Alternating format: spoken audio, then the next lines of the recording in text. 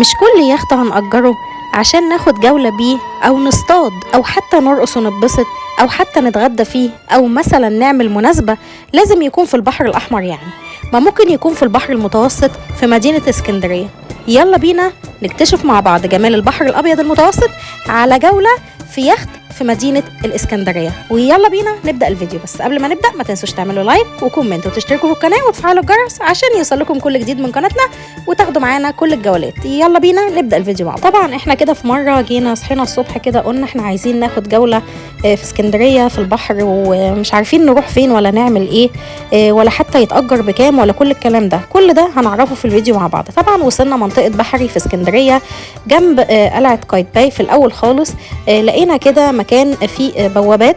البوابات دي احنا بنقف عندها وبيطلع لنا ناس. الناس دول بياخدونا للمراكب بتاعتهم جوه او اليخوت بتاعتهم جوه، وبنقدر ان احنا نأجر منها اليخت او المركب او النوع اللي احنا عايزينه، ونحدد بالظبط احنا عايزين نعمل ايه. هل احنا مثلا محتاجين نعمل عيد ميلاد، ولا محتاجين مثلا نعمل مناسبة او نعمل مثلا حفلة غدا او حفلة عشاء، او حتى مثلا ممكن ناخده كده جولة مع اصحابنا او مع العيلة. كل الكلام ده كله بنقدر ان احنا نحدده من المكان ده. زي ما انتم شايفين كده بيبقى فيه بقى مراكب هناك. حتى المنطقة دي كمان اصلا فيها مكان لتصنيع اليخوت او لصناعة المراكب بصفة عامة. زي ما انتم شايفين ده كده المباني دي كلها ده شكل اسكندرية، منطقة بحري كلها.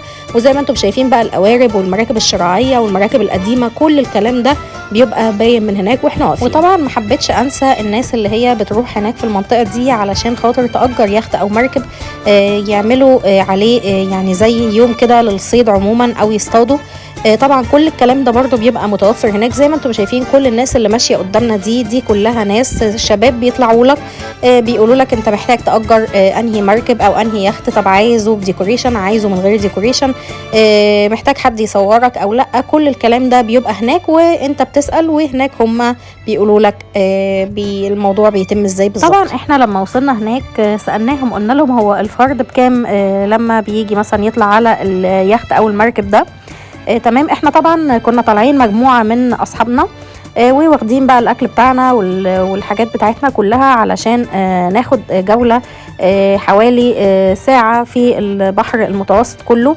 بياخدنا من منطقة بحري بيودينا لغاية مكتبة اسكندرية، وبيودينا الحتة اللي هي برضو عند النادي اليوناني وعند قلعة قايتباي، وبيفضل يلف شوية وبعد كده بيرجع. طب يا عم اللفة دي بكام او الساعه دي بكام؟ طبعا هو قال لنا ابتدى معانا من اول 200 جنيه. ما تنسوش تفاصلوا هناك وتفاصلوا كويس قوي. احنا كمان ما عرفناش نفاصل، ما لقيناش نفسنا ان احنا شاطرين في الفصال، بس احنا وصلناها لغايه 150 جنيه، وفي ناس ثانيه وصلتها ل 100 جنيه للفرد. ولما كنا هناك واقفين مستنيين بقى اليخت اللي احنا كنا هنأجره، لقينا مجموعه من الصيادين زي ما انتم شايفين كده. دول اللي كانوا واخدين بعض وراحوا ان هم يصطادوا ورجعوا تاني. وزي ما احنا اتفقنا برضو ان المنطقه هناك مش على قد بس ان احنا نأجر اللي هي اليخت اللي هو بيبقى بدورين والكلام ده كله، لا ممكن ناخد مركب كده صغير بيبقى بموتور وبتاخد فيه الاسره بتاعتك او العيله بتاعتك، وبيبقى الثمن بتاعه ارخص وبتبقى مدته اقل. طبعا بالنسبه لليخت اللي احنا كنا واخدينه كان يخت برايفت، ما حبيناش ان احنا يطلع معانا ناس غريبه ما نعرفهمش علشان نبقى واخدين راحتنا. فطبعا ده بيبقى ليه سعر زي ما اتفقنا، بيبقى من 100 ل 150 ل 200 جنيه للفرد على حسب ما انتوا تقدروا تفاصلوا هناك. وزي ما انتم شايفين اليخت بقى الكبير ده بيبقى مش برايفت، بيبقى عادي تقدروا مثلا تطلعوا مع ناس تانية وتاخدوا الجولة بتاعكم وترجعوا. بس للأمانة أنا ما سألتش بكام لأني ما حاولتش إن أنا أتطرق إن أنا أركب فيه، لأن برضو كان معايا ناس وما كنتش حابة إن احنا نبقى معانا ناس غريبة. واحنا كده بقى خلاص يعتبر ركبنا اليخت بتاعنا وابتدى إن هو يتحرك من على المرسى علشان نقدر ان احنا ناخد الجولة بتاعتنا، واللي هي كان مدتها ساعة كاملة في البحر. طبعا زي ما انتم شايفين كده اليخت بقى ابتدى يتحرك، وكان في واحد طبعا سايقه. طبعا انا هجرب ان انا اسوق بقى اليخت ده كمان شوية وربنا يستر بقى. المهم طبعا زي ما انتم شايفين كده بقى، ولا تايتانيك بقى ولا غيره، بقى تايتانيك في البحر الابيض المتوسط جبناه لكم لغاية عندكم في الفيديو. طبعا انا مش قادره اقول لكم الاحساس بيبقى عامل ازاي، بصراحه روعه جدا. لان دلوقتي لما بنيجي نروح اسكندريه بنلاقي كل الشواطئ زحمه والبحر بيبقى زحمه جدا، فبالتالي ما بتقدرش ان انت تستمتع بالمكان او الفيو اللي يبقى واسع قدامك كده، يعني بمساحه كبيره، وتقدر تتفرج على البحر كده. هو ما يعني يكون مش يعني يكون نظيف، ما يكونش بقى متوسخ والكلام ده كله. فالمكان بصراحه يعني حلو جدا ونظيف جدا. بتشوف بقى منه قلعه قايتباي، وبتشوف بقى منه كل اللي هي النوادي والمطاعم والكلام ده كله. طبعا هنشرحه كمان شوية وهنقول كل جزء فيه عبارة عن ايه، وهفرجكم على حتة حتة في المنطقة كلها. طبعا واحنا بنبقى بقى في الجولة بنبقى شايفين بقى كل المنطقة بتاعت بحري، بنبقى شايفين بقى المنشية، بنبقى شايفين محطة الرمل لغاية مكتبة اسكندرية، وكمان قبلها يمكن بشوية. طبعا مش قادرة اقول لكم بقى المنظر عامل ازاي. البحر بقى واسع نظيف قدامكم، في بقى كله قدامكم يخوت ومراكب شراعية ومراكب صيد. بصراحة مكان تحفة جدا. وشايفين بقى اسكندرية كلها كده اوفر فيو كبير جدا ليها، يعني انت كده في نص البحر بالظبط وشايف كاشف اسكندرية كلها او المنطقة المميزة اللي في بحري لغاية مكتبة اسكندرية وقبلها كمان بشوية. ومش بس كده، زي ما انتم شايفين بقى بتقدروا تشوفوا اللي هو مثلا النادي اليوناني، بتقدروا تشوفوا مطعم زفير، بتقدروا ان انتم مثلا تشوفوا نادي اليخت، بتقدروا تشوفوا قلعة قايتباي، بتقدروا ان انتم تشوفوا متحف البحريات، تقدروا ان انتم تشوفوا زي ما اتفقنا كده كل بقى المراكب واليخوت، سواء بقى البرايفت او اللي هي العامة او مراكب الرحلات، مراكب الصيد، كل الكلام ده كله، مراكب اللي هي برضو تبع سكنات الجيش. كل الحاجات دي تقدروا ان انتم تشوفوها من هناك. وبتاخدوا جولة لغاية هناك المنارة البعيدة دي او الفنار البعيد ده، ولغاية مكتبة اسكندرية زي ما اتفقنا، وبنرجع تاني. كل الكلام ده كله مع بعض هناخد الجولة فيه، ما تقلقوش، هفرجكم على كل حاجة. زي ما انتم شايفين الشكل اللي هي الدايرة الجري البعيدة هناك دي اللي هي لونها الرصاصي، هي دي بقى مكتبة اسكندرية، هنوصل لها كمان شوية. واحنا كده برضو بناخد الجولة شايفين بقى كل المباني القديمة اللي هي التراثية بتاعة اسكندرية، والمباني الأثرية كمان القديمة موجودة هناك. نقدر برضو من هناك ان احنا نشوف المحكمة بتاعة اسكندرية، بتبقى باينة بالشكل ده، اهدي المحكمة.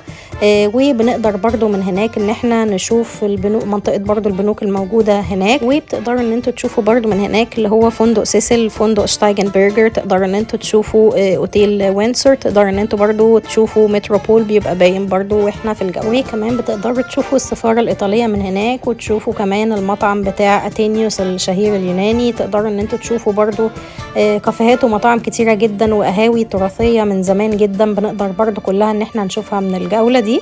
وكمان بنقدر ان احنا بعينينا برضو بنروح لغاية مكتبة اسكندرية، والجولة برضو بتاخدنا اليخت بياخدنا لغاية مكتبة اسكندرية زي ما اتفقنا، وقبليه بشوية وبنرجع تاني. طبعا بتبقى حاجة جميلة جدا ان انا اشوف مكتبة اسكندرية من وانا في البحر. يعني مثلا دايما بشوفها كده مثلا اوفر فيو من قدام وانا ببقى على الكورنيش، او مثلا اوفر فيو من ورا من وانا عند اللي هي المنطقة بتاعت قطع التذاكر.